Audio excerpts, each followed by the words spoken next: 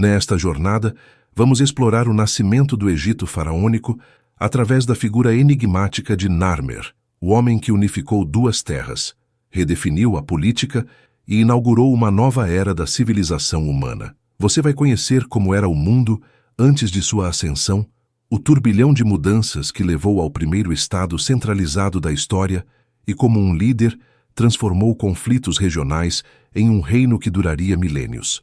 Vamos percorrer batalhas, símbolos, ambiguidades arqueológicas e os impactos duradouros do chamado primeiro faraó.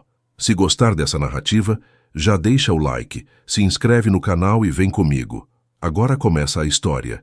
Antes de Narmer deixar sua marca definitiva na história, o Egito era um território em transformação constante, onde aldeias isoladas se espalhavam ao longo do Nilo como pequenas ilhas de sobrevivência cercadas por vastidões de deserto.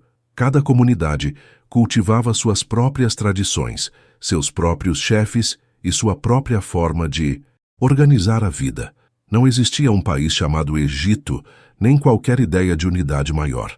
Existia apenas a relação vital entre um povo e o rio que determinava seu destino. As cheias anuais alimentavam plantações, garantiam alimento e impulsionavam o surgimento de grupos mais complexos, mas também criavam disputas, porque as melhores terras eram poucas e extremamente cobiçadas. Ao longo dos séculos, algumas dessas aldeias cresceram, transformando-se em centros que começavam a exercer influência sobre seus arredores. Locais que inicialmente eram apenas pontos de encontro para trocas e rituais passaram a abrigar chefes mais poderosos, apoiados por guerreiros, artesãos especializados e redes de comércio que se estendiam por quilômetros. A paisagem humana do Nilo deixava de ser um conjunto disperso de povoados e se aproximava, aos poucos, de algo mais estruturado. Esse processo, lento e inevitável, empurrava os habitantes rumo a uma nova etapa, a formação das primeiras proto-cidades. No Alto Egito, no sul, algumas regiões se destacaram por sua organização, riqueza e capacidade militar. Entre elas, Heracópolis, um centro vibrante que reunia atividades religiosas, produção de cerâmica de alto nível e uma elite que entendia o valor de controlar rotas e recursos. No Baixo Egito, ao norte, outras comunidades floresciam nas áreas férteis do delta, onde o rio se abria em dezenas de braços. Embora esses mundos compartilhassem o mesmo rio, suas culturas, estilos de vida e interesses divergiam profundamente. O norte era influenciado por povos mediterrâneos e pelas redes do Levante. O sul absorvia elementos vindos da Núbia e das rotas africanas. As diferenças tornavam a rivalidade inevitável. À medida que a população crescia, as disputas entre aldeias passaram a ganhar proporções maiores. Conflitos por limites de cultivo, fontes de água e rotas de comércio se tornaram mais frequentes. Alguns grupos começaram a incorporar seus vizinhos, seja pela força ou pela diplomacia, criando unidades políticas mais amplas. Os líderes que demonstravam habilidade em administrar pessoas e recursos ganhavam prestígio. Surgiram símbolos de poder, como cetros e coroas rudimentares, e uma linguagem visual que mais tarde seria característica do mundo faraônico. A arte também se transformava. Figuras de animais, seres híbridos e cenas de dominação já começavam a expressar o ideal de ordem sobre o caos. Esse período viu o surgimento de uma elite especializada, que acumulava bens, controlava a mão de obra e exercia influência religiosa. Essa elite realizava rituais que combinavam devoção e autoridade, fortalecendo a imagem de que o chefe local era mais do que um líder militar. Era alguém capaz de manter a harmonia entre o povo e as forças da natureza. Em uma região onde a vida dependia de um equilíbrio delicado, essa ideia ganhava enorme peso. O conceito de ordem, aquilo que mais tarde seria chamado de Ma'at, começava a tomar forma. No entanto, essa complexificação social trouxe tensões. Reinos do Alto Egito passaram a competir entre si pela supremacia regional. Alguns se destacaram, absorvendo territórios menores e impondo sua visão cultural. Cidades rivais se desafiavam, criando uma atmosfera de disputa permanente. Embora não existam documentos escritos desse período, A arqueologia revela cemitérios elaborados, tumbas de elite com objetos prestigiosos e evidências de conflitos armados. Esse mosaico de poder crescente indicava que uma unificação não era apenas possível, mas quase inevitável. Enquanto isso, a tecnologia avançava. Ferramentas mais eficientes, técnicas de regulação de água e novas formas de armazenar alimentos permitiam que comunidades maiores sobrevivessem a períodos difíceis. Artesãos produziam itens que se tornaram símbolos de autoridade: massas cerimoniais, paletas ornamentadas, vasos decorados. Esses objetos não serviam apenas para uso cotidiano, mas sim para expressar força, riqueza e legitimidade. Eles anunciavam visualmente que um líder tinha alcançado uma posição acima dos demais. A religião também se expandia e se sofisticava. Divindades locais, antes restritas a pequenas aldeias, começaram a ser associadas a poderes regionais. O culto ao falcão, por exemplo, associado mais tarde ao deus Horus, já aparecia antes da formação do Estado. Essa figura divina, ligada ao céu e ao poder, se tornaria um símbolo central da realeza, antecipando a fusão entre autoridade humana e dimensão sagrada que marcaria o Egito por 3.000 anos. Nesse cenário pulsante, o Alto Egito avançava em direção à centralização. Um reino, em especial, ganhou destaque crescente, governado por chefes mais ambiciosos e com maior capacidade de organizar recursos. Ele começou a superar seus rivais e a dominar territórios vizinhos. A arqueologia revela que essa região desenvolveu uma identidade forte, marcada por iconografia militar, rituais elaborados e um estilo de liderança que transcendia os limites tradicionais. Esse reino, ao que tudo indica, criaria a base para o surgimento de um governante capaz de almejar algo maior: unir todas as terras banhadas pelo Nilo. A transição de aldeias dispersas para reinos estruturados não ocorreu da noite para o dia. Foi um processo que se estendeu por séculos, marcado por períodos de estabilidade e explosões de conflito. Mas ao final desse longo caminho, o Egito estava diante de uma encruzilhada histórica. No sul, um poder consolidado emergia. No norte, reinos igualmente fortes disputavam influência. Entre esses dois mundos, a tensão crescia de forma inevitável. A paisagem política estava amadurecida o suficiente para que um líder excepcional redefinisse tudo. Esse líder seria Narmer, mas sua ascensão só pode ser plenamente compreendida porque esse solo fértil de disputas, símbolos e ambições já estava preparado muito antes de seu nascimento. A figura de Narmer antes da unificação é envolta em silêncio arqueológico. Fragmentos dispersos e interpretações que mudam conforme novas evidências aparecem. Apesar da aura lendária que o cerca, ele não surgiu do nada. Narmer nasceu em um tempo de reorganização profunda no Alto Egito, quando um único reino começava a se impor sobre os demais e a criar um ambiente político que favorecia líderes com ambição e visão estratégica. O jovem que mais tarde seria celebrado como o unificador das duas terras cresceu em uma atmosfera de rivalidade constante, onde cada decisão dos chefes regionais tinha impacto direto no futuro do território. Seus possíveis ancestrais são tema de debate. Alguns arqueólogos acreditam que Narmer descende de um governante chamado Escorpião II, cujo nome aparece em massas cerimoniais e paletas encontradas em Hieracómpolis. Outros propõem que ele fazia parte de uma linhagem tinita, associada à futura cidade de Tinis, que teria se tornado o coração político do Alto Egito. Nada disso é definitivo, mas todas as hipóteses apontam para um ponto comum. Narmer pertenceu a uma elite que já exercia domínio militar, religioso e administrativo antes de sua ascensão. Os vestígios disponíveis mostram que esse período era marcado por constantes disputas. O Alto Egito não era uma unidade homogênea, mas sim um conjunto de centros locais que se enfrentavam pela primazia. A ascensão de um reino principal no sul, provavelmente liderado por antecessores diretos de Narmer, foi resultado de campanhas sucessivas, alianças temporárias e absorção de chefaturas menores. A paisagem política estava em movimento permanente, e a ideia de um líder supremo começava a ganhar força conforme um grupo se destacava dos demais. Narmer teria crescido observando esse processo. Desde cedo, viu o poder ser moldado pela capacidade de unir facções rivais, administrar territórios recém-conquistados e manter a lealdade de guerreiros e sacerdotes. Ele não herdou apenas terras, herdou expectativas, e expectativas moldam líderes.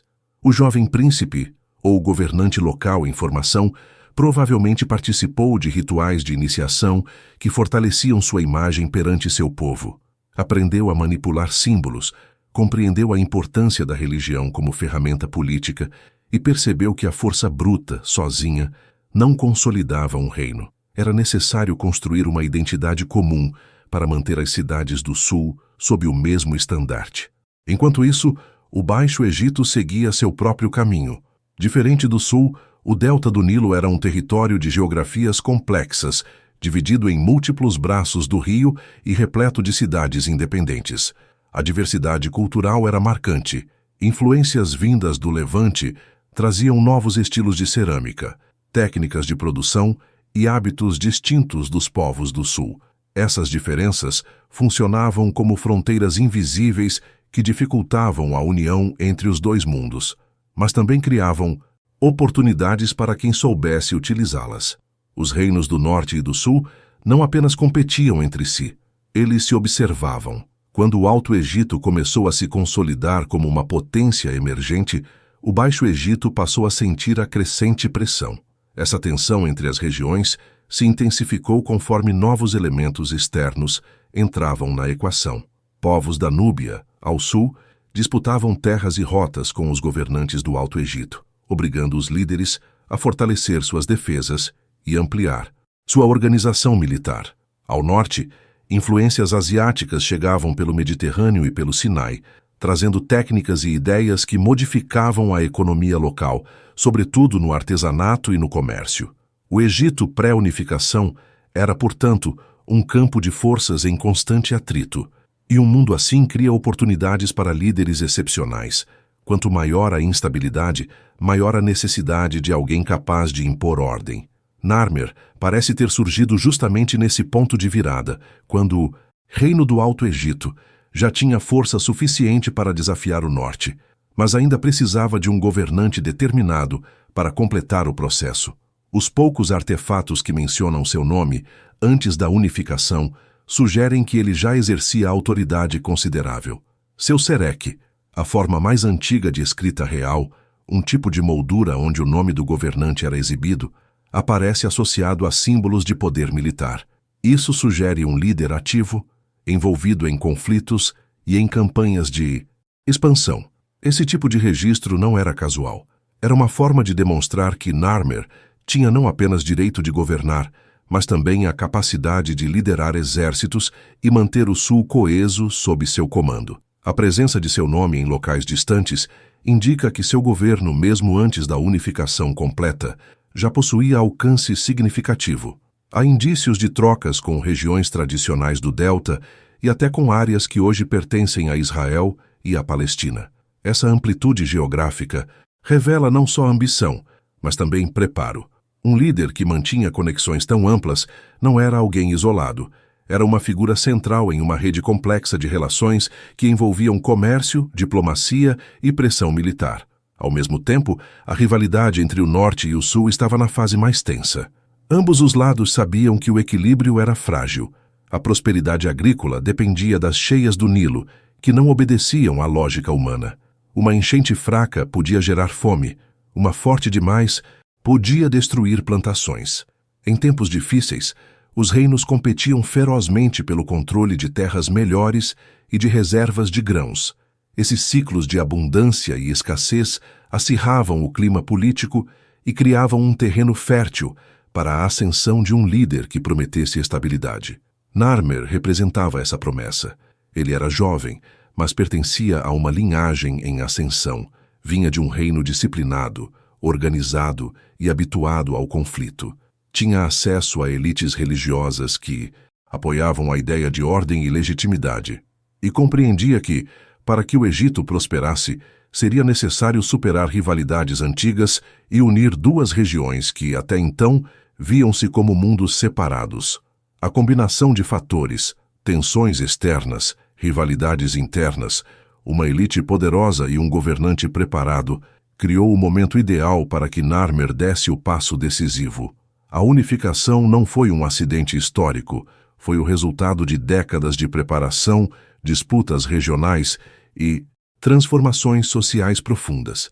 Narmer apenas ocupou o lugar para o qual toda aquela história, lentamente, o conduzia. Entre os artefatos que sobreviveram ao tempo e ajudam a reconstruir o início da história faraônica, poucos têm a força narrativa da paleta de Narmer. Feita em pedra escura e cuidadosamente trabalhada, ela parece ter sido criada não apenas como objeto ritual, mas como um manifesto visual, uma declaração de poder condensada em imagens que atravessaram mais de 5.000 anos. Observá-la é como testemunhar a transição entre o mundo pré-dinástico e a fundação do Estado egípcio, e é por isso que ela ocupa posição central nos debates sobre a figura de Narmer e o significado real de sua unificação. A paleta tem dois lados, cada um carregado de símbolos que dialogam entre si. No verso, Narmer aparece com a coroa branca do Alto Egito, a Hedjet, levantando a massa para atingir um inimigo ajoelhado. A cena é icônica. O gesto, quase coreografado, sintetiza a imagem do governante que impõe ordem sobre o caos, domando forças rebeldes e garantindo a estabilidade do território. Atrás dele, um portador de sandálias acompanha o ritual, reforçando a ideia de que aquele ato não é um mero golpe físico, mas um gesto carregado de significado religioso. Acima, o falcão de Horus domina a cena, segurando pelas narinas a cabeça humana que emerge de um papiro estilizado. Essa composição não é aleatória. O papiro representa o norte, e a cabeça presa simboliza a sujeição do Baixo Egito ao Rei do Sul. É uma mensagem poderosa, condensada em uma metáfora visual que associa o domínio militar ao favor divino. No lado oposto, a narrativa se expande. Narmer surge agora com a coroa vermelha do Baixo Egito, a Desheret, caminhando em cerimônia de inspeção diante de fileiras de inimigos decapitados. Seus corpos estão organizados de maneira quase geométrica, como se a morte tivesse sido transformada em uma demonstração de ordem. A presença do estandarte do falcão reforça que o poder do rei não se limita a um território específico. Ele domina ambas as regiões, e sua autoridade se torna absoluta. Mais abaixo, duas criaturas fantásticas com longos pescoços entrelaçados, geralmente interpretadas como serpopardos, seguradas por manejadores, formam um círculo central. Essa área, provavelmente usada para triturar pigmentos, simboliza a fusão entre as duas terras. A imagem dessas criaturas se enroscando representa a união, não pela força bruta, mas pelo entrelaçamento inevitável de destinos que antes pareciam separados. A parte inferior da paleta apresenta uma cena de um touro arrasando uma fortificação e pisoteando um inimigo caído. Embora essa representação seja menos comentada pelo público geral, ela é fundamental no conjunto simbólico. O touro é tradicionalmente associado à virilidade e à força do rei, reforçando que Narmer não era apenas um organizador ou diplomata, mas alguém capaz de subjugar cidades fortificadas. Assim, a paleta articula diferentes níveis de domínio: individual, territorial, militar e religioso. O impacto dessas imagens levou muitos arqueólogos a considerarem a paleta como a representação literal da unificação do Egito. Durante décadas, ela foi tratada quase como um relato histórico esculpido na pedra.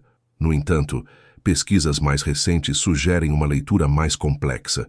Para alguns estudiosos, a paleta não descreve eventos específicos, mas sim uma síntese ideológica, uma representação idealizada do papel do governante. Ela expressa o que um rei deveria ser, e não necessariamente o que Narmer de fato realizou em uma batalha específica. A narrativa visual pode ter sido elaborada para reforçar sua autoridade, consolidar sua legitimidade e transmitir uma imagem poderosa a um público que vivia em um período de mudanças profundas. Essa interpretação não diminui seu valor histórico, pelo contrário, amplia sua relevância. Se a paleta era propaganda, e tudo indica que sim, ela nos mostra como, desde o início, A monarquia egípcia se fundamentou na criação cuidadosa de símbolos. O poder não era apenas exercido, mas exibido. A paleta servia como instrumento para educar o olhar coletivo, ensinando à população que o rei era o disciplinador do caos, o ponto de equilíbrio entre forças divergentes, o garantidor da ordem universal. Esse conceito está intimamente ligado à ideia de Maat, que se tornaria o eixo moral, político e cósmico do Egito faraônico. Maat representava a harmonia, justiça, equilíbrio, a ordem que sustenta o cosmos. O rei era visto como o responsável por manter Maat viva no mundo, e a paleta já expressa essa função. O inimigo derrotado, o território submetido, as criaturas entrelaçadas, o touro que destrói muralhas, tudo compõe uma estética que transforma o governante em um agente de estabilidade universal. Ele não mata por violência gratuita, ele restabelece o equilíbrio. Além disso, a Sida Ains, paleta demonstra a sofisticação artística do período. A composição respeita princípios visuais que se repetiriam por milênios, o uso da hierarquia de escala, a disposição ritualizada das figuras, a combinação entre elementos realistas e simbólicos. Os artesãos que a criaram não apenas narraram uma história, mas estabeleceram uma linguagem visual que definiria toda a iconografia faraônica. O rei sempre seria representado maior que os inimigos, em posição firme, com gestos codificados. Essa padronização ajudava a fixar sua autoridade na mente coletiva. Uma questão que intriga estudiosos é se a paleta era de uso cotidiano ou se foi criada exclusivamente para cerimônias. Seu tamanho e riqueza simbólica sugerem que não era utilizada para fins práticos, apesar de ter forma semelhante às paletas de maquiagem comuns. Ela provavelmente ficava exposta em um templo, talvez em Hieracómpolis, local onde foi encontrada. Ali, funcionaria como peça ritual, como oferenda e como propaganda simultânea, reforçando a ligação entre o rei e o sagrado. Os debates sobre seu significado são intensos. Alguns afirmam que a paleta descreve a vitória final do Alto Egito sobre o Baixo Egito. Outros argumentam que representa uma série de conquistas ou até eventos simbólicos repetidos em rituais de renovação. Há também quem defenda que ela exalta o papel do rei dentro de um ciclo cósmico, em vez de narrar fatos históricos. Essa multiplicidade de interpretações só demonstra a profundidade do objeto. Ele é, ao mesmo tempo, documento político, obra de arte, ferramenta ritual e modelo de ideologia. O que permanece inegável é a centralidade da figura de Narmer na composição. Ele é mostrado como alguém destinado a governar ambos os mundos, como a personificação da ordem em um tempo de transição. Sua postura, seus adornos, a presença dos deuses ao seu lado, tudo colabora para criar um ideal de liderança. A paleta não apenas retrata um governante vitorioso, ela o transforma em um arquétipo. O rei se torna o principal instrumento de equilíbrio entre forças opostas, e essa visão moldaria o imaginário egípcio para sempre. Assim, a paleta de Narmer não é apenas um registro arqueológico, é um manifesto visual da primeira monarquia centralizada do Egito, uma declaração intemporal sobre o papel do rei como guardião de Maat. Ao analisá-la, compreendemos não apenas o poder que Narmer exerceu, mas também o poder que ele precisava parecer exercer. E na construção dessa imagem, nasceu a própria ideia de Faraó. Reconstruir a campanha de unificação liderada por Narmer é como montar um quebra-cabeça em que a maioria das peças foi perdida há milênios. Não há crônicas detalhadas, não há relatos escritos de batalhas, não há discursos preservados. O que existe são fragmentos, selos, tumbas, paletas, inscrições esparsas, padrões arqueológicos que revelam movimentações de poder. A partir deles, é possível vislumbrar a estratégia que transformou Narmer de governante regional em soberano das duas terras, processo marcado por confrontos diretos, pressão diplomática e demonstrações calculadas de força. Tudo indica que o Alto Egito já estava parcialmente unificado quando Narmer assumiu o poder. Seus antecessores haviam subjugado chefaturas vizinhas, consolidado rotas de abastecimento e estabelecido alianças que permitiram a expansão gradual do território ao sul.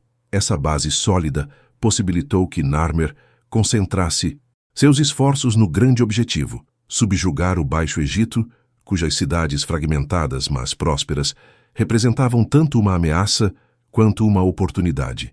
Era um momento em que o equilíbrio político estava prestes a se romper, e Narmer entendeu que essa instabilidade era a chance ideal para avançar. Hieracómpolis desempenhou papel crucial nesse processo. Como um dos centros mais importantes do Alto Egito, era uma cidade-articulação, lugar de produção ritual, hub de comércio e ponto de mobilização militar. Dali, expedições podiam ser organizadas com relativa rapidez, aproveitando a estrutura administrativa que já existia. É provável que muitos dos guerreiros que lutaram ao lado de Narmer tenham sido reunidos ali, formando uma força disciplinada que misturava combatentes profissionais, milícias locais e grupos aliados de outras regiões do sul. A cidade funcionava também como centro simbólico. Diversos artefatos encontrados ali exaltam a autoridade dos governantes, criando um ambiente político favorável à legitimidade de campanhas expansionistas. Mais ao norte, Tinis, a cidade que mais tarde se tornaria símbolo da primeira dinastia, também exerceu influência significativa. Seu papel exato ainda é debatido, mas tudo indica que ela serviu como núcleo administrativo emergente, colaborando com a organização de recursos necessários para sustentar longas campanhas. A conexão entre Tinis e Narmer, independentemente de laços de sangue, sugere que ele tinha apoio sólido de famílias poderosas que controlavam territórios estratégicos e que estavam dispostas a investir em uma unificação que beneficiaria todos os envolvidos. A campanha militar em si provavelmente não foi um único conflito, mas uma série de operações que se desenrolaram por anos. As evidências arqueológicas sugerem que Narmer enfrentou resistência forte no Baixo Egito. A presença de inimigos decapitados na paleta de Narmer, assim como a iconografia do falcão dominando o papiro, indica que diversas cidades do delta tiveram de ser subjugadas. O delta, com seus inúmeros canais naturais, exigia estratégias específicas, deslocamentos por barco, ataques coordenados, infiltrações silenciosas e controle de pontos-chave que garantiam acesso à navegação. Era um território difícil, mas sua fragmentação interna favorecia as investidas do sul. A violência clara nas representações da época não deve ser interpretada como mero espetáculo. Ela fazia parte de uma política pensada para intimidar rivais e desencorajar rebeliões. Mostrar inimigos derrotados e cidades destruídas era uma forma eficiente de afirmar que resistir ao novo governante não era uma opção viável. Esse tipo de demonstração não era isolado. Em várias culturas antigas, a exibição pública de corpos ou troféus de guerra funcionava como instrumento pedagógico de controle social. Narmer utilizou esses elementos de forma intensa, reforçando sua imagem como líder invencível. Mas a unificação não se sustentaria apenas com espada e massa. É provável que Narmer tenha recorrido também à diplomacia. Reinos não sobrevivem apenas pela força. Eles dependem da capacidade de absorver elites, respeitar costumes locais e oferecer vantagens políticas a quem se submete. A arqueologia indica que muitas cidades do Baixo Egito foram incorporadas ao novo sistema sem sinais claros de destruição. Isso sugere negociações. Chefes locais podem ter recebido posições administrativas, benefícios econômicos ou privilégios religiosos. Essa integração estratégica contribuiu para estabilizar áreas recém-conquistadas e evitar que tensões se transformassem em rebeliões generalizadas. Outro elemento importante foi a padronização administrativa. Ao conquistar territórios, Narmer precisava garantir que suas ordens fossem cumpridas. A organização de despesas, a coleta de tributos, o controle de rotas e a fiscalização da produção agrícola eram essenciais para manter um reino emergente.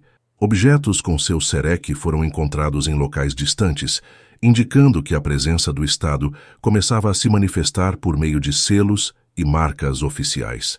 Cada objeto marcado simbolizava que aquele produto, armazém ou região estava sob a autoridade do novo governante. Era a burocracia dando seus primeiros passos. Conforme o avanço prosseguia, o mapa político do Egito começou a ser redesenhado. A separação entre norte e sul foi substituída por uma administração mais integrada. Regiões antes autônomas agora respondiam a um único centro de poder. Esse processo exigia habilidade para lidar com diversos níveis de resistência. Quando a força se fazia necessária, as campanhas eram diretas e devastadoras. Quando a diplomacia era mais eficaz, acordos eram firmados. Em certos casos, a simples presença de tropas ou a ameaça de represália bastavam para convencer líderes locais a se submeter. A violência, apesar de marcante, era apenas uma parte da equação. Intimidação simbólica também era crucial. Artefatos como massas cerimoniais, gravuras e até a arquitetura de templos funcionavam como ferramentas de reforço da autoridade real. A imagem de Narmer, portando coroas diferentes e executando inimigos, não era exibida apenas para celebrar vitórias. Ela ensinava seu público a reconhecê-lo como um disciplinador do caos, alguém cujo poder era necessário para manter a ordem universal. Isso se conectava diretamente à noção de que o rei era o responsável por garantir Maat, a harmonia essencial que sustentava a existência. À medida que o domínio de Narmer se consolidava, o Egito passava a experimentar uma nova unidade territorial. A fronteira entre Alto e Baixo Egito começou a se diluir, substituída por uma estrutura que reunia ambos sob uma mesma administração. Esse processo foi lento, pois envolver tantas culturas e tradições distintas exigia tempo, mas o impacto foi definitivo. O Egito deixava de ser um mosaico de centros independentes e se transformava em um estado centralizado, capaz de dialogar com vizinhos externos e de organizar expedições comerciais e militares de maneira mais eficiente. Os confrontos que marcaram a unificação não foram apenas batalhas por terra. Eles representaram uma disputa por identidades, símbolos e visões de mundo. A vitória do Alto Egito, liderada por Narmer, significou também a imposição de uma nova narrativa, a do rei como figura suprema, responsável por unir povos diferentes em torno de um ideal comum. Essa narrativa se tornaria a base de todo o imaginário faraônico. O rei não era apenas um conquistador, era a própria encarnação da ordem. Com sua campanha militar concluída, Narmer emergiu como o governante mais poderoso que o Egito já havia conhecido. A partir desse momento, a unificação não era apenas um fato político, era um marco simbólico, uma transformação profunda que redefiniria os próximos 3 milênios. O território agora estava preparado para o surgimento das instituições que consolidariam a monarquia e fariam do Egito um dos maiores estados da antiguidade. A consolidação do poder de Narmer após a unificação não foi apenas um triunfo militar, mas a fundação simbólica de um novo tipo de Estado, que se apresentava como a síntese de duas realidades culturais, geográficas e espirituais. Quando os antigos escribas passaram a chamá-lo de aquele que uniu as duas terras, não se tratava apenas de um título poético. Era uma afirmação de que, sob seu reinado, o Egito havia deixado de ser um mosaico de chefias rivais para se tornar um corpo único, governado por um centro político capaz de organizar o caos e dar forma a uma identidade comum. Essa transformação é percebida nas imagens que sobreviveram, nos selos nas cerâmicas marcadas, nas representações das coroas e até nas regras administrativas que começaram a ser delineadas nesse período inaugural. A união das iconografias do alto e do baixo. Egito talvez seja a expressão mais clara dessa nova visão de poder. A coroa branca, alta e estreita, associada às terras do sul, e a coroa vermelha, de forma mais baixa e aberta, símbolo do delta, tornaram-se elementos complementares, frequentemente mostrados juntos para reforçar a ideia de soberania sobre o total do território. Narmer assume desde cedo esse papel de mediador entre realidades opostas, aquele que harmoniza as duas margens do Nilo e garante que o equilíbrio físico e espiritual seja mantido. Nas décadas seguintes, essas coroas se tornariam marcas definitivas da realeza egípcia, ligadas ao conceito de um poder que não pertence a um lugar específico, mas ao país inteiro. A partir dessa base simbólica, surgiram rituais que davam legitimidade ao governante e reforçavam sua posição como fonte da ordem. Um dos mais importantes era a cerimônia de unir as duas terras, representada com cordas que simbolicamente amarravam as regiões sob a autoridade real. Não sabemos exatamente como esse ritual era executado no tempo de Narmer, mas sabemos que, nas dinastias posteriores, ele se tornaria um dos pilares da manutenção da realeza, reafirmado em festivais e inscrito em templos. É provável que sua origem esteja justamente nesse momento formativo, quando a necessidade de justificar a autoridade recém-estabelecida era mais urgente. Com o fortalecimento da figura do faraó, novas instituições começaram a surgir. Já havia estruturas administrativas no período pré-dinástico, mas Narmer é frequentemente associado ao início de uma burocracia permanente, capaz de transcender seu próprio reinado. A gestão de recursos, essencial para a sobrevivência do Egito, exigia organização, registrar excedentes agrícolas, determinar tributos, controlar depósitos, distribuir mão de obra e supervisionar expedições. Essas funções não poderiam mais ser realizadas de maneira improvisada, como antes. Elas pediam um corpo de especialistas leais ao centro político, escribas, administradores regionais, responsáveis por armazéns, oficiais encarregados de requisitar bens para o palácio.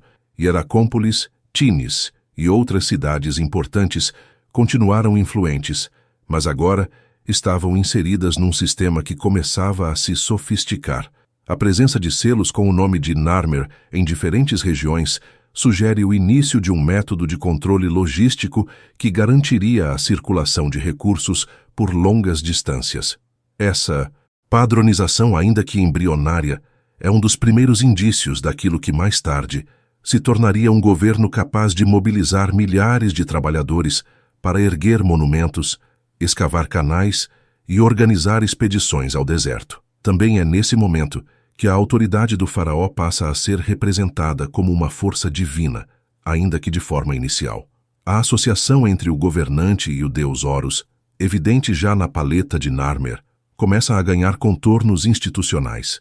O rei não. É apenas um líder político. Ele é o mediador entre o plano humano e o plano divino, aquele que assegura o funcionamento adequado da ordem cósmica. Para o povo, essa função justificava a existência do Estado.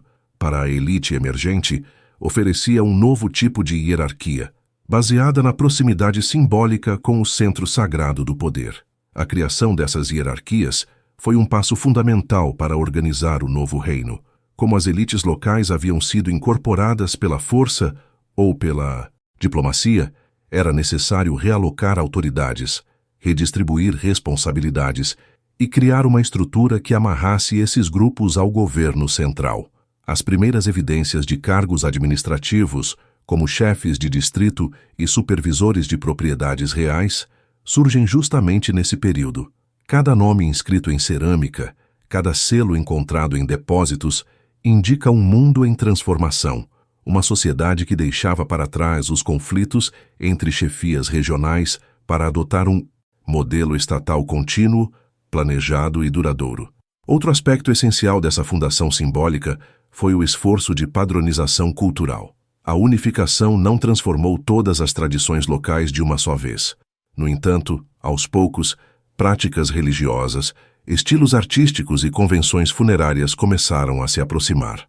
Não há sinais de imposição cultural rígida, mas sim um processo gradual de convergência, alimentado pela crescente circulação de objetos, escribas e ideias. Essa padronização é um dos fatores que permitiram ao Egito, ao longo dos séculos seguintes, manter uma identidade surpreendentemente estável, mesmo diante de mudanças políticas e dinásticas. Narmer, portanto, não foi apenas um conquistador.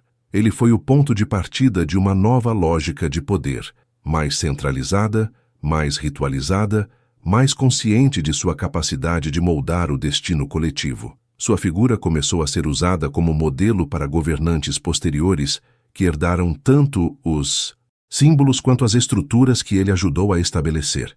A coroa dupla, o título de rei unificador, o ideal de preservação da ordem, tudo isso seria repetido, reinterpretado e aprofundado ao longo de milênios.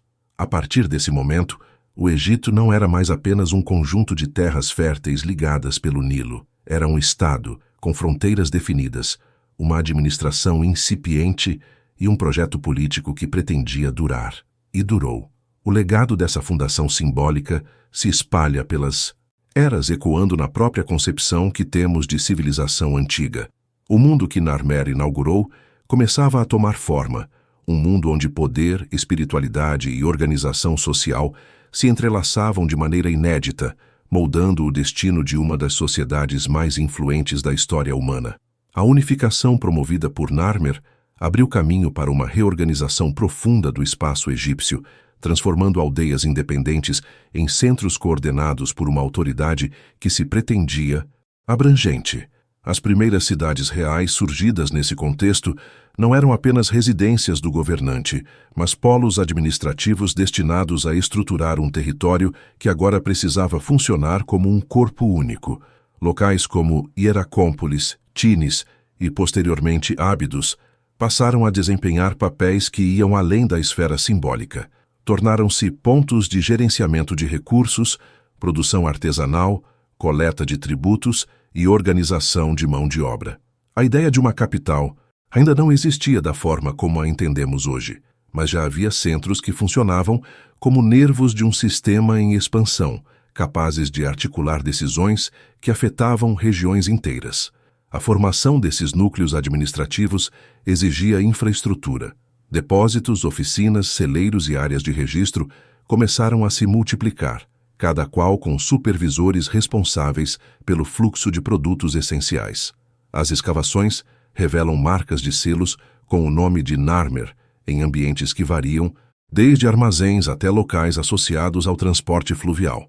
Esses vestígios sugerem uma crescente padronização nas dinâmicas de armazenamento e distribuição, mostrando que o Estado nascente tinha interesse direto em controlar desde bens agrícolas até objetos de prestígio, que circulavam como símbolos de poder e reconhecimento. A complexidade da vida econômica ampliava-se conforme a rede administrativa ganhava consistência. O impacto da unificação sobre a economia foi significativo. A agricultura, base fundamental do Egito desde tempos imemoriais, ganhou novo impulso, graças ao aumento de áreas cultivadas e à coordenação do trabalho por meio de equipes organizadas. A planificação das margens férteis do Nilo tornou-se mais eficiente, especialmente porque agora havia uma entidade política capaz de orientar esforços conjuntos. Ainda era cedo para grandes obras hidráulicas como as que seriam realizadas nos reinados seguintes, mas já se observa um interesse em compreender as cheias, prever seus ciclos e aproveitar ao máximo a fertilidade trazida pelas inundações. A observação sistemática do rio, conectada à administração emergente, foi um dos primeiros passos para a transformação das cheias em instrumento econômico estratégico. Essa reorganização econômica permitiu ao Estado nascente administrar melhor os excedentes agrícolas, que passaram a ser estocados em maior escala. O armazenamento centralizado ajudava a regular períodos de escassez e, ao mesmo tempo, fornecia uma base sólida para sustentar tropas, artesãos, escribas e todas as figuras ligadas ao aparato estatal. O excedente tornou-se um recurso político, capaz de fortalecer alianças e garantir a lealdade de líderes locais incorporados ao novo sistema. Em algumas regiões, o controle do alimento era tão importante quanto o controle militar, e Narmer parece ter compreendido isso desde cedo. Com a estabilidade interna, o comércio externo floresceu. O Egito unificado tornou-se mais atraente para trocas de longa distância, especialmente porque agora oferecia produtos padronizados e capazes de circular de maneira mais previsível.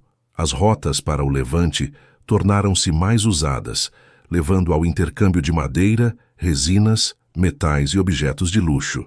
Ao sul, a relação com a Núbia ganhou nova dinâmica, conectada à busca por ouro e peles exóticas. O próprio deserto oriental passou a ser explorado de maneira mais sistemática, já que as rotas que cruzavam a região forneciam pedras preciosas, cobre e acesso à costa do Mar Vermelho. Essas interações ampliaram não apenas a riqueza do Estado, mas o horizonte cultural, trazendo ideias e técnicas que enriqueceriam a sociedade egípcia ao longo das dinastias seguintes. Um dos reflexos mais visíveis dessa efervescência econômica e administrativa foi o florescimento artístico. Com a centralização do poder, a demanda por objetos vinculados à autoridade, selos, paletas cerimoniais, estatuetas, cerâmicas marcadas, aumentou. A arte tornou-se um instrumento de comunicação política, refletindo tanto o poder do governante quanto a ideologia que sustentava o Estado. Artesãos passaram a atuar em oficinas especializadas, muitas vezes ligadas a centros administrativos, produzindo itens que misturavam função prática e simbolismo. Esse ambiente incentivou a experimentação, resultando em obras cada vez mais refinadas, que estabeleciam padrões estéticos duradouros. A tecnologia também avançou. Ferramentas de cobre começaram a ser utilizadas com maior frequência, substituindo gradualmente instrumentos de pedra. A metalurgia, ainda limitada, se expandia conforme o comércio se intensificava e novos materiais chegavam às oficinas egípcias. A introdução de serras, cinzéis e lâminas mais resistentes ampliou as possibilidades de construção, escultura e carpintaria. Nas escavações, são encontradas evidências de produção em larga escala, com resíduos de oficinas que indicam um aumento significativo no volume de trabalho manual especializado. Essa nova capacidade técnica se refletiu diretamente na arquitetura. Embora ainda distantes das grandes construções monumentais que marcariam o período posterior, as primeiras estruturas dinásticas revelam um desejo de permanência e organização. Muros de tijolos, complexos cerimoniais, recintos administrativos e áreas de armazenamento foram erguidos com maior cuidado, muitas vezes seguindo padrões que seriam mantidos por séculos. A disposição dos espaços com pátios internos, corredores e salas dedicadas ao registro de bens mostra o surgimento de uma arquitetura que atendia às necessidades de um governo em consolidação. A construção deixou de ser evento local e passou a se integrar a uma lógica estatal. O desenvolvimento urbano e arquitetônico não se limitou aos centros administrativos. Comunidades rurais também começaram a se transformar, impulsionadas pela presença de agentes do Estado. Supervisores enviados de cidades maiores ajudavam a coordenar atividades agrícolas, recolher tributos e garantir que as normas estabelecidas fossem seguidas. Esse processo, embora gradual, aumentou o alcance do governo central e garantiu a circulação contínua de bens e informações. É possível perceber o início de uma rede de comunicação que, com o tempo, permitiria ao Egito funcionar como um organismo social coeso. A intensificação artística e técnica acompanhou o surgimento de uma nova visão sobre o papel do governante. O faraó, agora entendido como a personificação da ordem, precisava de instrumentos materiais para demonstrar sua autoridade e perpetuar sua imagem. Isso levou ao desenvolvimento de estilos visuais que buscavam representar o poder de maneira clara, direta e facilmente reconhecível. A produção de símbolos tornou-se parte essencial da vida política, reforçando continuamente a unidade e a natureza divina do Estado. Assim, o período iniciado por Narmer não foi apenas uma reorganização política, mas o ponto de partida de uma transformação profunda em todas as esferas da vida egípcia. A unificação estimulou a economia, intensificou o comércio, ampliou a tecnologia, estruturou a administração e incentivou a criação de formas artísticas que se tornariam marcas eternas dessa civilização. As primeiras cidades reais e os centros administrativos que emergiram nesse contexto não eram apenas construções físicas, eram a manifestação concreta de um novo projeto social. A partir desse momento, o Egito começava a assumir a forma pela qual seria lembrado, um Estado sofisticado, organizado e capaz de transformar recursos naturais em poder político, cultural e espiritual. Nesse cenário vibrante, o reinado de Narmer representava não só um começo, mas uma promessa, a promessa de que a ordem recém-estabelecida teria força para moldar o futuro. A vida na corte de Narmer revelava um mundo em plena transformação, onde a autoridade recém-consolidada se expressava por meio de rituais, símbolos e protocolos que buscavam dar forma visível ao Estado nascente. Embora a arqueologia ofereça apenas fragmentos, eles bastam para sugerir uma atmosfera carregada de solenidade, um ambiente onde cada gesto, objeto e cerimônia desempenhava papel na construção da unidade cultural que começava a emergir. A corte não era apenas o lugar onde o rei vivia, era o centro dinâmico de uma nova ordem social, uma instituição em que política, religião e administração se entrelaçavam para sustentar a ideia de que a unificação não era um fato momentâneo, mas um destino contínuo. Entre os elementos que marcavam a vida cotidiana da corte estavam os rituais de reafirmação da autoridade real. Alguns deles eram realizados diante de elites locais recentemente incorporadas, servindo tanto para impressionar quanto para instruir. Narmer, como seus sucessores, provavelmente participava de cerimônias em que recebia tributos, distribuía presentes, confirmava cargos e oferecia sacrifícios aos deuses. Esses eventos não eram meros atos formais, eram instrumentos de comunicação política que reforçavam a ideia de um poder central capaz de coordenar toda a vida social e espiritual do país. Ao mesmo tempo, essas cerimônias permitiam que o rei se apresentasse como guardião da ordem universal, elo indispensável entre o humano e o divino. Os símbolos de autoridade desempenhavam papel fundamental nesse cenário. A coroa dupla, fusão da branca e da vermelha, era apenas um dos elementos que marcavam a posição singular do governante. O cetro Heka, associado à liderança, e o bastão Nekaka, símbolo de poder judicial e punitivo, começaram a se tornar atributos recorrentes. Em muitas representações, o rei aparece acompanhado de emblemas como a cauda de animal presa à cintura ou o toucado que evocava a figura de Horus.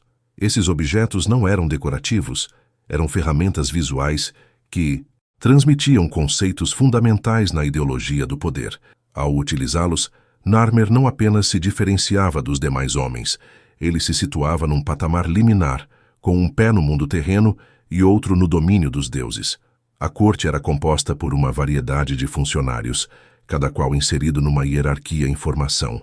Escribas assumiam função cada vez mais relevante, registrando tributos, supervisionando armazéns, contabilizando recursos e anotando decisões. A ascensão desses especialistas não aconteceu por acaso.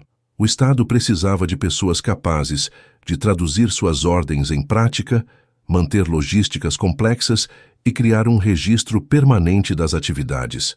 O surgimento de títulos associados a supervisores de distritos, administradores de propriedades reais e chefes de expedições demonstra que o governo começava a se diferenciar em setores especializados, antecipando a burocracia que mais tarde se tornaria marca do Egito faraônico. Sacerdotes também ocupavam lugar central na vida da corte, pois a estrutura política emergente era inseparável das práticas religiosas. No início da era dinástica, a figura do sacerdote não estava ainda rigidamente separada das funções administrativas, mas seu papel já era crucial. Eles cuidavam de rituais, interpretavam sinais divinos, preparavam oferendas e organizavam festivais. Eram mediadores de um mundo invisível que, para o egípcio, era tão real quanto o mundo material. A presença desses servidores do sagrado reforçava a ideia de que o reinado de Narmer não era apenas uma conquista humana, era parte de uma ordem superior, sustentada pelos deuses e manifestada na pessoa do faraó. Os guerreiros ocupavam outro segmento essencial da corte. O processo de unificação tinha sido marcado por conflitos, e a manutenção da paz exigia uma força militar permanente, capaz de proteger fronteiras, dissuadir rebeliões e garantir o fluxo de recursos. A corte reunia comandantes, guardas, pessoais e soldados de elite que, além de servir ao rei, ajudavam a solidificar a imagem de sua autoridade. A militarização não dominava a estrutura social, mas sua presença era constante, e muitas vezes ritualizada. Em certas cerimônias, guerreiros apareciam ao lado do rei, reforçando visualmente sua capacidade de exercer controle sobre o território.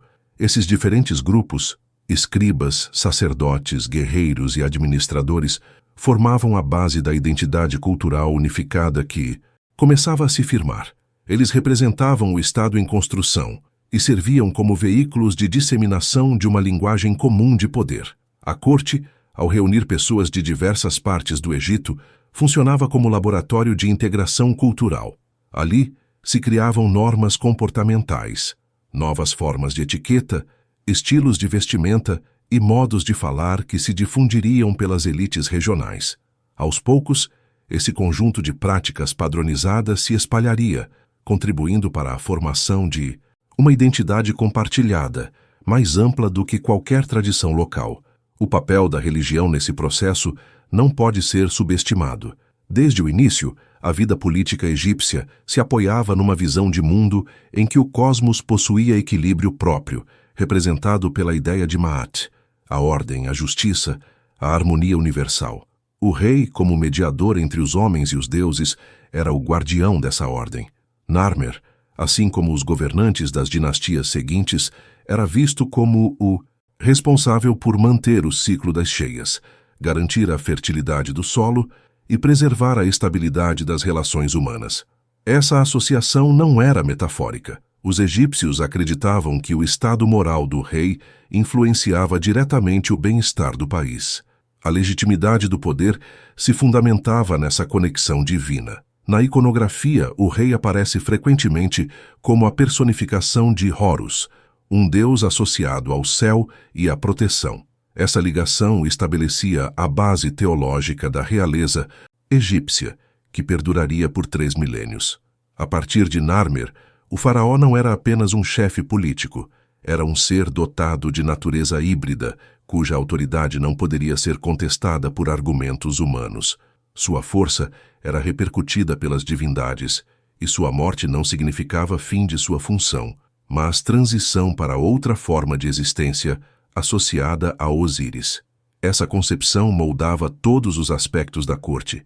Sacerdotes consultavam oráculos, interpretavam preságios e organizavam festivais que reafirmavam a legitimidade do rei. Oficiais guardavam objetos considerados sagrados, como estandartes divinos e insígnias cerimoniais.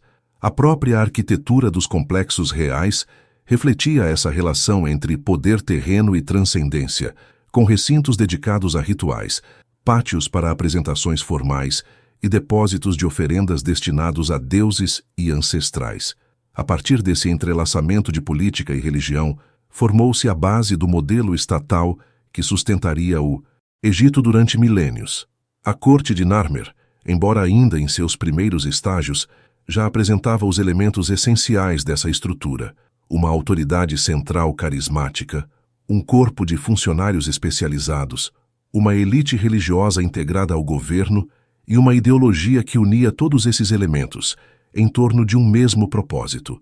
O reinado de Narmer não apenas unificou terras, mas inaugurou uma tradição de poder que sobreviveria a guerras, invasões, crises e transformações culturais, mantendo-se como uma das mais duradouras da história humana.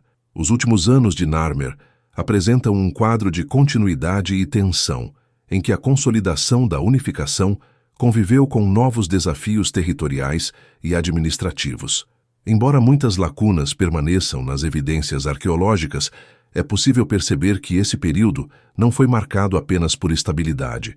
O Estado nascente precisava se fortalecer para além das fronteiras recém-definidas, e Narmer parece ter compreendido que garantir a segurança externa era tão essencial quanto manter coesão interna. A expansão territorial, portanto, não pode ser vista como simples ambição militar, mas como parte de um esforço estratégico para proteger o projeto político que havia iniciado. A fronteira sul, especialmente na região da Núbia, tornou-se uma zona de atenção contínua.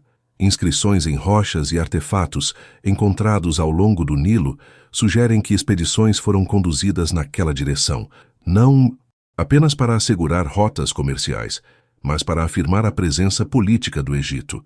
A Núbia era fonte de ouro, peles e animais exóticos, recursos valiosos para o Estado em formação. Fortalecer a influência egípcia ali era garantir estabilidade econômica e, ao mesmo tempo, evitar que chefias locais contestassem o controle do novo reino. Embora não existam relatos detalhados dessas campanhas, a iconografia e a dispersão de objetos reais sugerem que Narmer conduziu operações regulares para consolidar essa fronteira. Ao norte, a situação era igualmente delicada. As interações com o Levante, intensificadas pelo comércio, também implicavam riscos. Regiões como Canaã tinham redes próprias de poder, com cidades independentes que rivalizavam entre si. O Egito precisava manter influência sobre essas áreas para preservar suas rotas comerciais e evitar o surgimento de adversários fortes. As escavações em locais como Tel Lod revelam cerâmicas egípcias e objetos associados à elite egípcia, indicando que durante o final do reinado de Narmer, essas conexões estavam mais ativas do que nunca. Não está claro se houve campanhas militares nessa direção, mas a presença material do Egito sugere uma relação diplomática e econômica intensa, provavelmente sustentada por demonstrações de força. Internamente, Narmer enfrentava outro tipo de desafio: manter unidos grupos que, até pouco tempo antes, competiam entre si. A unificação havia incorporado elites diversas, cada uma com tradições próprias e interesses regionais. Garantir que essas lideranças continuassem leais exigia habilidade política e uma administração eficiente. As evidências mostram que os sistemas de registro e supervisão territorial estavam se fortalecendo, possivelmente para lidar com tensões localizadas que surgiam conforme o novo Estado se consolidava.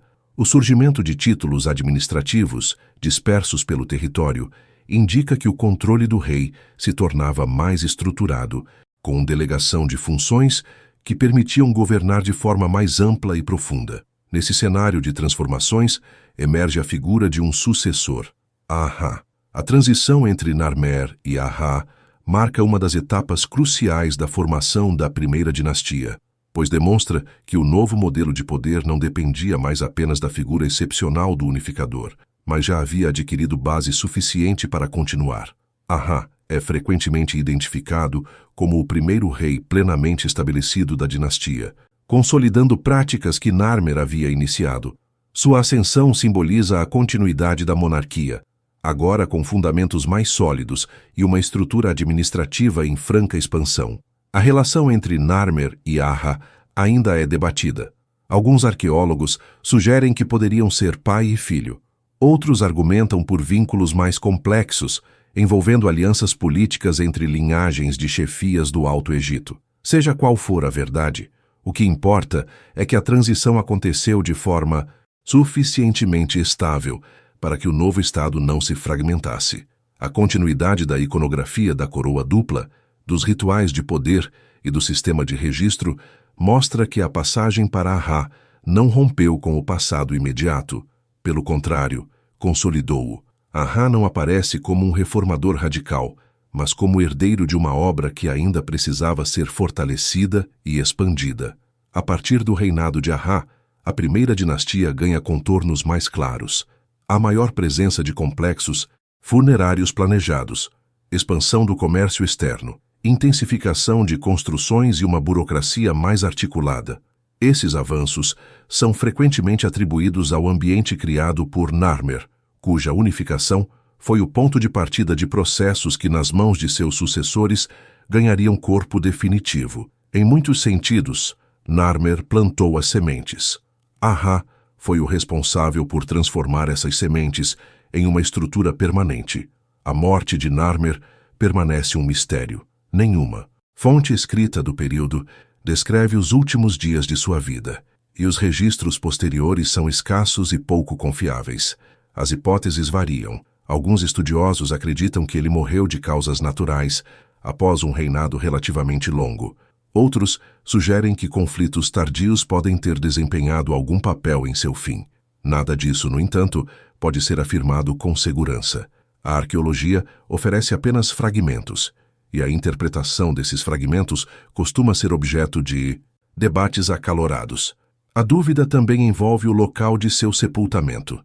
2 sítios são candidatos principais, Ábidos e Hieracómpolis. Em Ábidos, berço da tradição real das primeiras dinastias, foram encontrados túmulos atribuídos a governantes muito antigos. Entre eles, um conjunto de câmaras identificado como B17 e B18 foi sugerido por alguns pesquisadores como possível sepultura de Narmer. Contudo, essa interpretação está longe de ser consensual. Em Hieracómpolis, cidade que desempenhou papel central na ascensão de Narmer, há estruturas funerárias mais antigas que poderiam estar associadas a ele, embora as evidências diretas sejam escassas. Essas incertezas não diminuem a importância do governante, mas revelam a profundidade do tempo e os limites daquilo que se pode reconstruir. A ausência de informações claras sobre sua morte reforça a percepção de que Narmer pertence a um período de transição, em que as práticas de registro ainda estavam sendo estabelecidas. É irônico que justamente aquele que iniciou o caminho que levaria ao florescimento de técnicas de documentação tão precisas esteja envolto em sombras. Embora as circunstâncias finais de sua vida permaneçam obscuras, seu legado é evidente na continuidade do Estado, na força da ideologia real e na expansão territorial que caracterizou os primeiros governantes da primeira dinastia. Com Ahá, o Egito entra definitivamente na história escrita, ganhando contornos políticos e culturais que permaneceriam reconhecíveis por mais de 3 milênios. A transição entre Narmer e seu sucessor, portanto, não foi apenas uma mudança de governante. Representou o momento em que a obra do unificador deixou de depender de sua presença e se tornou parte integrante da identidade egípcia. Assim, os últimos anos de Narmer não devem ser vistos como um epílogo, mas como etapa crucial de um processo que ainda estava em movimento. Mesmo em seus momentos finais, o rei continuou a moldar as bases de uma monarquia que sobreviveria por eras, transformando sua figura em referência eterna da autoridade faraônica. A incerteza arqueológica contrasta com a certeza histórica. Narmer, independentemente de como morreu ou onde foi enterrado, deixou um legado tão profundo que seus sucessores não apenas seguiram seus passos, mas os ampliaram até construir uma das civilizações mais duradouras que o mundo já conheceu. O legado de Narmer, tanto cultural quanto político, é uma das pedras fundamentais da história egípcia. Embora seja lembrado principalmente como o unificador das 2 terras, sua herança vai muito além desse gesto simbólico. Ele inaugurou um modelo de governo que combinava autoridade religiosa, organização administrativa e poder militar em uma estrutura única, capaz de se perpetuar por milênios. O que Narmer legou não foi apenas um Estado, foi um imaginário político. Criou-se a ideia de que o Egito era, por natureza, destinado à ordem, à estabilidade e à unidade sob um soberano. Isso moldou profundamente a mentalidade das gerações seguintes, que passaram a compreender a existência do reino como inseparável da figura do faraó. Do ponto de vista político, Narmer estabeleceu as bases da monarquia faraônica, um governo centralizado, legitimado por rituais, sustentado por símbolos visuais e consolidado por uma administração crescente. Mesmo que muitos aspectos desse sistema tenham sido refinados por seus sucessores, especialmente ao longo da primeira e segunda dinastias, é inegável que o arcabouço inicial surgiu durante seu reinado. A coroa dupla, que representava a união entre Alto e Baixo Egito, tornou-se um dos ícones mais duradouros da realeza. A visão do faraó como mediador entre os deuses e os homens e como guardião da ordem cósmica, o Ma'at, pode ter se desenvolvido plenamente depois, mas encontra suas primeiras expressões visíveis no período de Narmer. Quando comparado a outros fundadores de civilizações antigas, Narmer ocupa um lugar singular. Diferentemente de figuras como Sargão da Acádia, que unificou através de conquistas militares expansivas, ou os primeiros reis da Mesopotâmia, cujo poder frequentemente se fragmentava diante de rivalidades entre cidades-estado, Narmer conseguiu instaurar um Estado que não se desfez após sua morte. A Mesopotâmia veria impérios surgirem e ruírem em rápida sucessão. O Egito, por outro lado, consolidou-se como um reino centralizado, capaz de manter continuidade política, cultural e administrativa por longos períodos.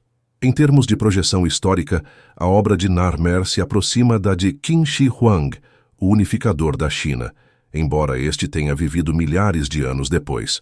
Ambos deram forma a unidades políticas que sobreviveriam a gerações, sustentadas por ideologias profundas e estruturas administrativas abrangentes.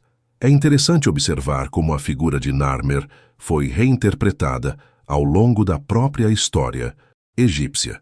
Nas dinastias posteriores, especialmente no Reino Antigo, ele aparece como um ancestral remoto, um herói fundador cuja existência servia para legitimar reis mais tardios.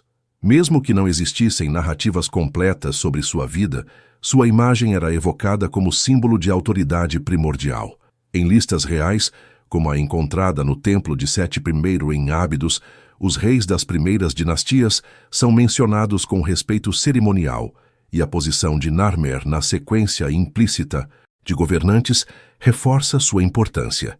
Para os egípcios, ele não era apenas um rei antigo, mas o princípio de tudo, a primeira manifestação plena da ordem política que definia o Egito. Conforme o tempo avançou e as dinastias se sucederam, a memória de Narmer tornou-se mais abstrata e ritualística. Ele passou a ser menos uma figura histórica concreta e mais um marco cosmológico. A unificação atribuída a ele não foi interpretada somente como um evento político, mas como um ato primordial de restauração da ordem.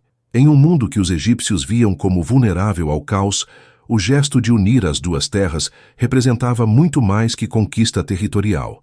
Era a vitória da harmonia sobre o conflito, do Ma'at sobre o Isfet.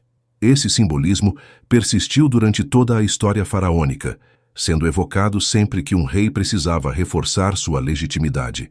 Entretanto, a arqueologia moderna resgatou Narmer da esfera quase mítica e o reintegrou ao debate histórico.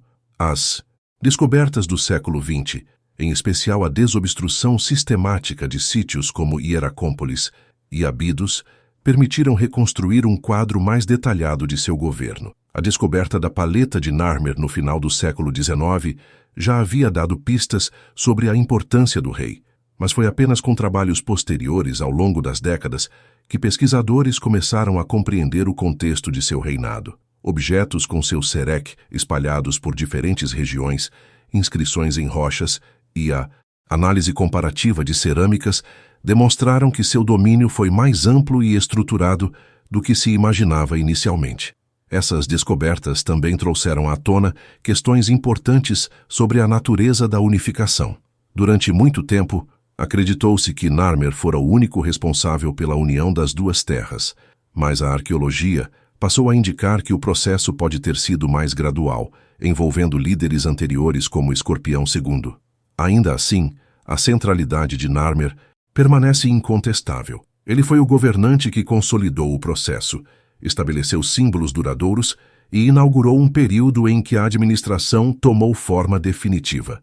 A discussão contemporânea sobre o início do Estado no Egito, portanto, não tenta diminuir sua importância, mas colocá-lo em um quadro mais amplo, no qual a unificação é vista como um fenômeno social e político complexo. No debate acadêmico atual, Narmer é frequentemente citado como um exemplo de como estados antigos se formam não apenas pela força, mas pela construção de instituições, pela legitimação simbólica e pela integração social. Arqueólogos e antropólogos utilizam o Egito como um dos melhores estudos de caso para entender como sociedades humanas criam estruturas centralizadas duradouras. E dentro desse modelo, Narmer aparece como o catalisador de um processo que, sem ele, poderia ter tomado outro rumo ou mesmo fracassado. Sua figura é essencial para compreender o início da administração pública, do controle de recursos, da regulação de fronteiras e da ideologia de realeza. O impacto de sua unificação na formação do Império Egípcio é profundo. A solidez da fronteira territorial estabelecida nos primeiros períodos, a uniformização dos sistemas de pesos e medidas, a padronização da iconografia e o desenvolvimento de práticas burocráticas foram condições que permitiram ao Egito resistir a invasões, crises internas e mudanças climáticas ao longo dos séculos. Sem a coesão inicial promovida por Narmer, dificilmente o país teria apresentado a longevidade que o caracterizou. Mesmo durante os períodos de fragmentação, como o primeiro período intermediário, a ideia do Egito unido permanecia viva e servia de horizonte para sua recomposição. Narmer, embora distante no tempo, era a referência desse ideal. A memória de Narmer também ganhou nova vida no imaginário moderno. Nas últimas décadas, museus, documentários e exposições passaram a destacar sua figura como um dos líderes mais importantes da antiguidade. A paleta de Narmer tornou-se um ícone da história egípcia, exibida em livros didáticos e representada como símbolo do nascimento do Estado. A arqueologia do século XX permitiu não apenas recuperar informações, mas também recontar sua história de maneira acessível. A partir daí, Narmer passou a ser reconhecido globalmente, sendo comparado a outros grandes fundadores de civilizações em debates contemporâneos sobre liderança, identidade política e origem dos impérios. Nas discussões atuais sobre a formação do Estado, seu nome aparece como referência obrigatória.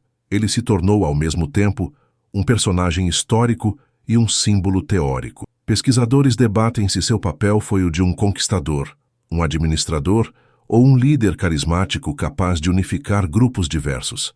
Talvez tenha sido um pouco de cada, mas sua grandeza reside justamente no fato de que, independentemente da interpretação, sua obra atravessou milênios de história. A longevidade do Egito faraônico é, em grande parte, consequência da estrutura que ele consolidou. Assim, o legado cultural e político de Narmer é vasto, complexo e duradouro. Ele se inscreve na memória egípcia como o primeiro grande arquiteto da ordem, o responsável por inaugurar um modelo de governo que influenciaria não apenas seus sucessores imediatos, mas toda a trajetória da civilização que viria a ser uma das mais impressionantes da história humana. De figura histórica tornou-se mito, de mito, símbolo, e desse símbolo nasce a compreensão moderna de um dos primeiros e mais bem-sucedidos estados do mundo. A importância de Narmer para a história humana ultrapassa a figura de um governante específico. Ele não é apenas um nome inscrito em artefatos, nem somente o protagonista de uma narrativa arqueológica reconstituída ao longo de séculos. Narmer é, na essência, um marco na trajetória da própria civilização. Representa o momento em que sociedades dispersas, acostumadas a rivalidades regionais e identidades múltiplas, foram reunidas sob um projeto político maior, capaz de transcender aldeias, clãs e tradições locais. Sob sua liderança, o Egito deixou de ser um mosaico instável e se tornou um estado centralizado, um dos primeiros, se não o primeiro, a alcançar tal grau de organização, permanência e coerência. Essa transformação não se deu apenas pela força das armas ou pela imposição direta da vontade de um líder. Ela envolveu algo mais profundo, uma mudança na maneira como os habitantes do Vale do Nilo passaram a enxergar a si mesmos. Antes de Narmer, a noção de Egito como entidade unificada simplesmente não existia. O território era dividido por identidades regionais fortes entre o norte e o sul, cada qual com seus deuses, costumes e elites. O gesto de unificar as duas terras não foi somente político, mas também simbólico, quase filosófico.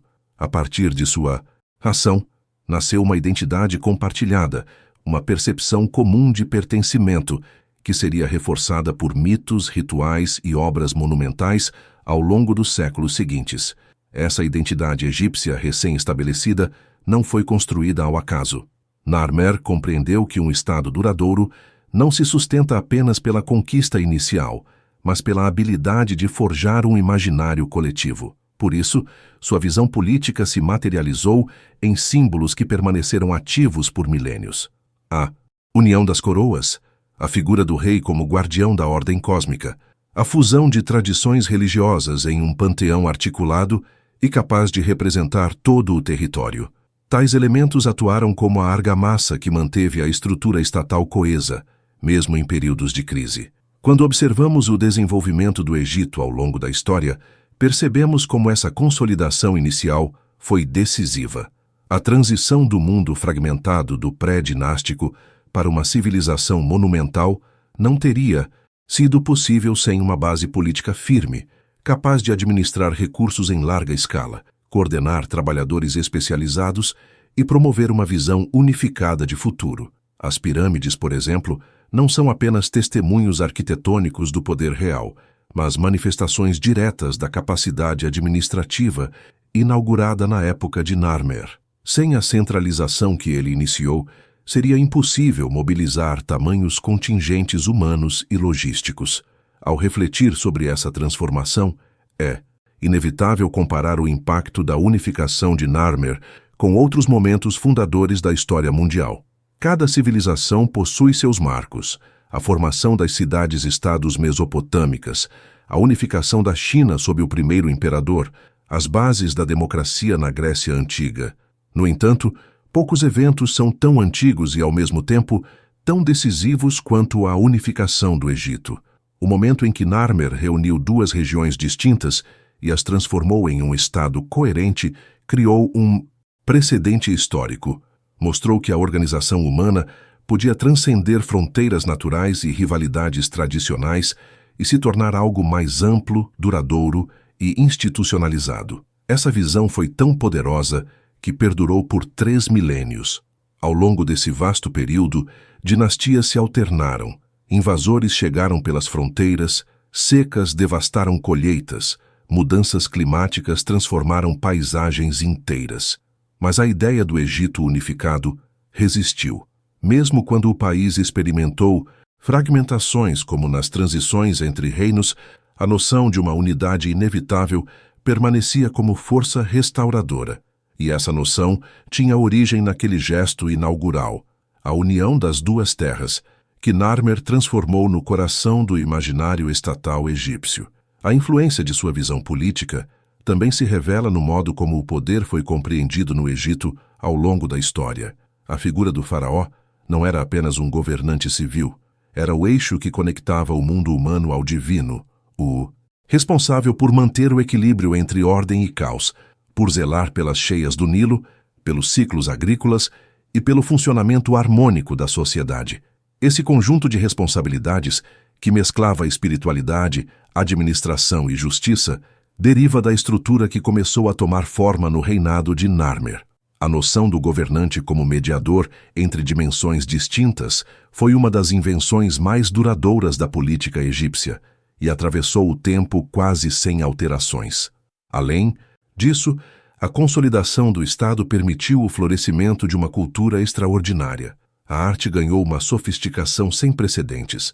A escrita hieroglífica, ainda incipiente no período pré-dinástico, se expandiu e se padronizou. A religião organizou-se de forma mais ampla, e a arquitetura monumental deu seus primeiros passos.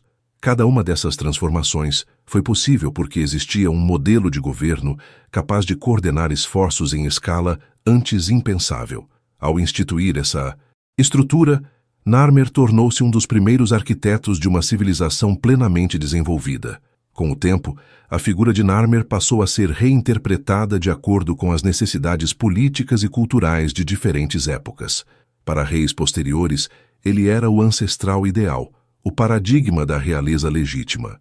Para sacerdotes, representava o início da ordem divina. Para a arqueologia moderna, é o ponto focal em torno do qual se organizam debates sobre o surgimento dos estados e a complexidade das sociedades antigas. E para a memória coletiva contemporânea, ele se tornou um ícone da antiguidade profunda, um símbolo do início do mundo político tal como o conhecemos. A transição do mundo pré-dinástico para o Egito faraônico é um dos momentos mais fascinantes da história, pois mostra como sociedades humanas podem se transformar radicalmente quando lideradas por indivíduos capazes de interpretar as demandas do tempo. Narmer viveu em um período de tensões e oportunidades. O Vale do Nilo oferecia fertilidade, mas também competição. Havia o risco do caos, mas também a promessa de centralização. Ele soube enxergar nesse cenário a possibilidade de construir algo maior do que seu próprio reinado. Sua influência ultrapassou sua vida e ecoou através de gerações, moldando não apenas a política, mas a cultura, a religião e a economia do Egito. Em termos simbólicos, a unificação das duas terras se tornou mais do que um marco histórico. Tornou-se um mito fundador. Era recontada, reinterpretada, usada para justificar decisões políticas e legitimar novas dinastias. Servia como ponto de referência para qualquer tentativa de restabelecer a ordem após períodos turbulentos. E essa força simbólica se mostrou tão resiliente que continuou influenciando até mesmo os estrangeiros que governaram o Egito em períodos posteriores, como os persas, os gregos e os romanos. Todos eles, de uma forma ou de outra, precisaram dialogar com a ideia central criada por Narmer, a legitimidade do poder decorrendo da unidade territorial e da preservação da ordem. Ao contemplarmos toda essa trajetória, percebemos que o gesto de unir duas terras não foi apenas um ato político, mas o início de uma nova concepção de mundo. Se hoje olhamos para o passado e enxergamos o Egito como uma das civilizações mais impressionantes, isso se deve em grande parte ao momento fundador estabelecido por Narmer. Ele não construiu pirâmides, não deixou textos filosóficos, nem comandou impérios distantes, mas criou o alicerce que tornaria tudo isso possível. Assim, a importância de Narmer não reside apenas naquilo que fez durante seu reinado, mas no que possibilitou. Ele pavimentou o caminho para uma civilização que influenciaria a arte, a política, a religião e o pensamento de incontáveis culturas futuras. Sua obra demonstra como um ato de unificação pode modificar profundamente o curso da história.